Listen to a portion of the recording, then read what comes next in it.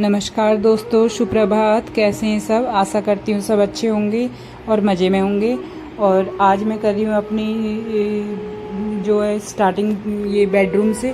और बेडरूम की चादर जो ना मेरी बहुत ज़्यादा गंदी हो रखी थी और मैं इसको निकाल देती हूँ और इसमें बिछा देती हूँ दूसरी चादर। जो आपको साइड में फॉर्म सीट दिख रही है ना, तो जो मेरे बेड का साइज़ है थोड़ा नॉर्मल साइज़ से थोड़ा बिग साइज़ है, क्योंकि ये मैंने बनवाया था बेड। और तो गद्दे जो इसमें आ नहीं पाए थे, गद्दे तो वही नाप के आते हैं जो डबल बेड के जो नाप होता है उसी के, लेकिन ये गद्दे इसमें हो गए थे छोटे। फिर मैंने ये उधर से साइड से लगा दी इसमें फॉर्म सीट और फिर ये इसमें फिट हो गया था। तो पहले इसमें बीच में गैप आ रहा था तो मुझे वो बड़ा ऑड सा लग रहा था, बड़ा भद्दा लग रहा था। तो ये सीट लगाने के बाद ये बिल्कुल अच्छा हो गया। चादर बिछने के बाद कुछ भी पता इसमें नहीं चल पाता है। और आज मुझे करनी है अपने घर की डीप क्लीनिंग। और घर में ना मुझे ऐसा लग रहा था कि बहुत ज़्यादा डस्ट सी मुझे लग रही थी हर जगह पे। और कितना भी साफ़ कर लो ना, और जगह तो हम साथ के साथ कर ही लेते हैं, लेकिन जैसे वो फ़ोटोज़ वगैरह जो होती हैं तो इनमें नहीं हो पाता का डेली की डेली काम, मतलब जो डस्टिंग है वो नहीं हो पाती। तो लेकिन कि हफ्ते दिन में तो एक बार इनमें कर ही लेनी चाहिए क्लीनिंग। तो आज मैं करूँगी सारे घर की डस्ट साफ और देखती हूँ कि कितना टाइम लग जाता है मुझे इसको करने में।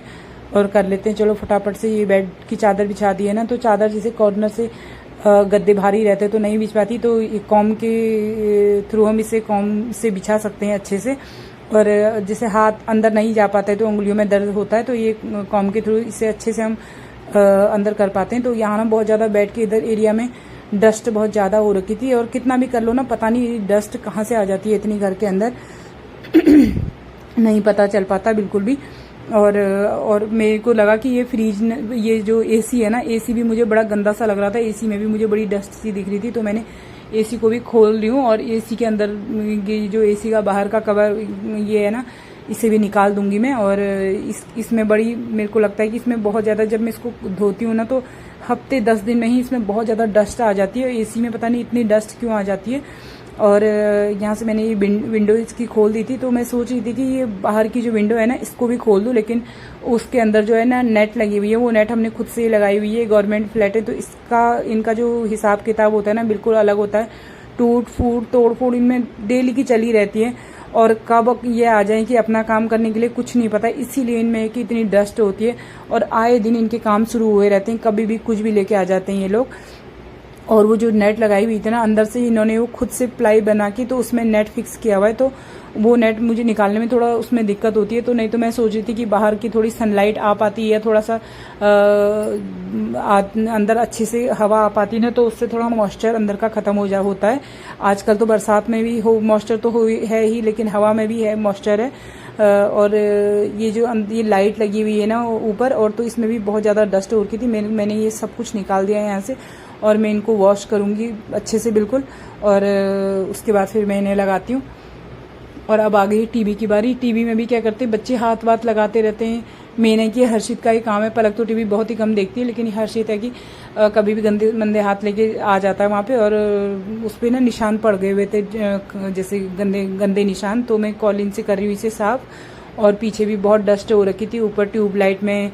और जहाँ देखो और जहाँ भी हाथ पहुँचे ना वहाँ डस्ट ही डस्ट है, क्योंकि जब जैसे हमको घर से तो प्यार हो ही जाता है और घर के कामों से भी हो जाता है हमें प्यार। और आज मेरी शुरुआत ये है कि बेडरूम से मैंने शुरुआत की है, और मैं पूरा इसको अच्छे से क्लीन करके ही रखूँगी। लेकिन जहाँ से भी देखो ना, जिधर से भी नज़र जाए तो पूरा घर साफ साफ इतना अच्छा लगता है। और मतलब एक पॉजिटिव वाइब आती है घर में। बहुत अच्छा लगता है कि सफाई जब हो ना, और काम ऐसा करो ना खुद को भी लगे कि हमने कुछ किया है। तो अच्छा लगता है कि जब हमने कुछ किया है। और जो ये यहाँ पे ये यूनिट दिया हुआ है ना, तो ये भी बहुत गंदा पड़ा हुआ था, और इसमें से कबाड़ ज़्यादा निकला है। इससे क्या प्रॉब्लम होती है ना, अगर हम इसमें से कबाड़, मतलब अगर हम इसको अच्छे से नहीं क्लीन करते टाइम टू टाइम, तो इसमें हम तो मतलब ये है कि सामान आता रहता है, और उसमें ना कूड़ा, मतलब ये कि रखते रहते हैं और वो बढ़ता रहता है।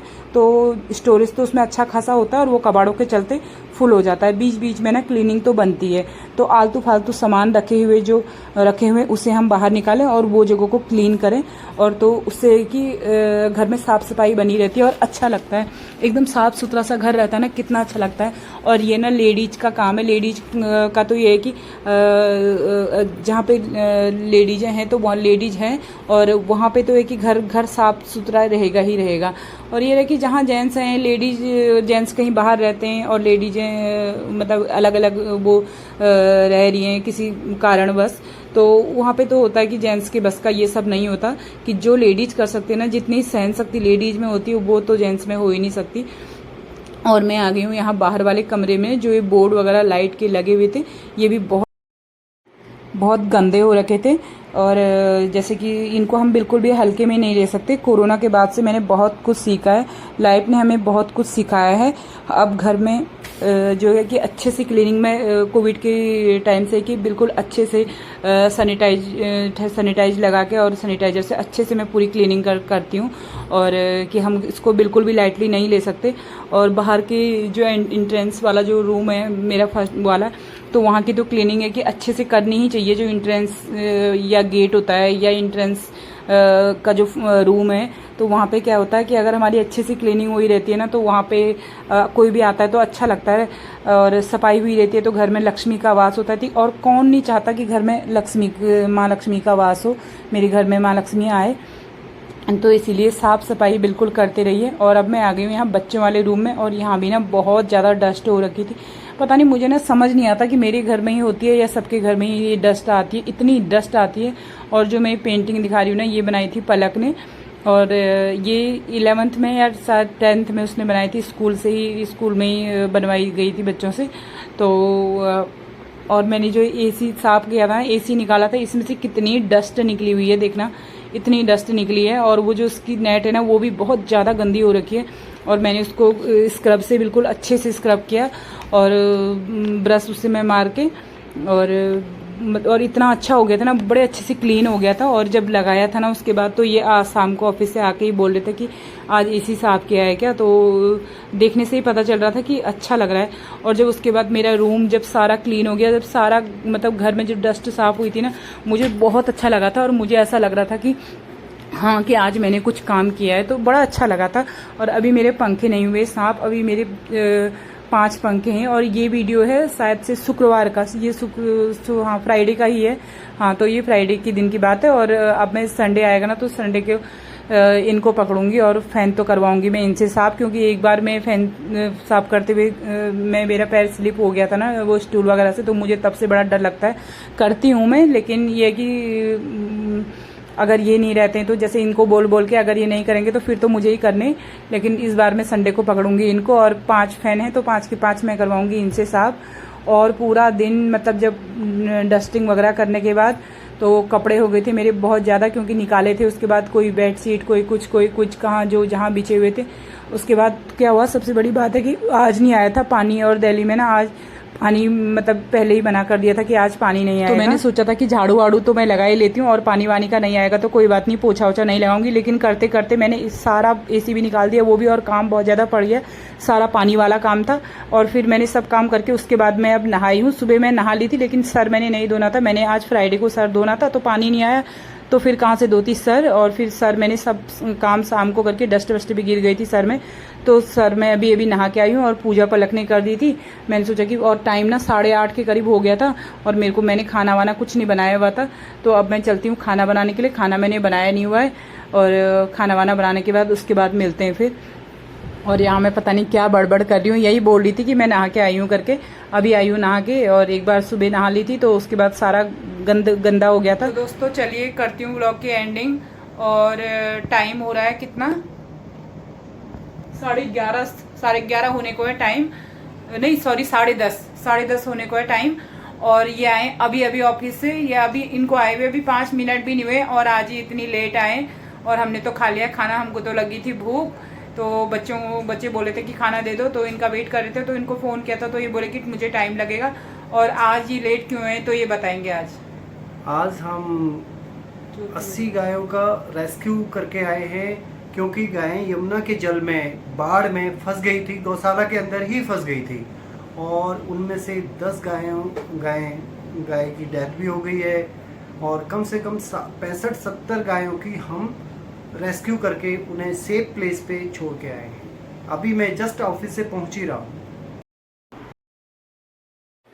तो जी ये तो आए थे 10:30 बजे और उसके बाद खाना आना खाया तो 11 सवा 11 के करीब हो गए थे। तो फिर सोने का तो टाइम हो ही रहा था, तो ये बोले कि मुझे कॉफ़ी पीने का मन करा और बच्चे भी बोले कि कोल्ड कॉफ़ी बना दो।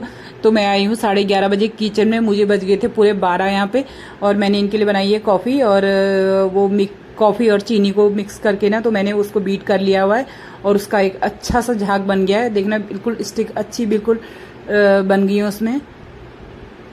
और फिर मैंने इनके लिए बनाई थी कॉफ़ी अच्छे से और इतनी अच्छे से कोल्ड कॉफ़ी इन्होंने पी थी। मुझे तो बिल्कुल भी मन नहीं था पीने का सोते समय अभी, तो फिर इन्होंने ही पी थी। इनके तीनों के लिए मैंने कॉफ़ी बनाई थी और इनको बहुत मज़ा आया था कॉफ़ी पीने का।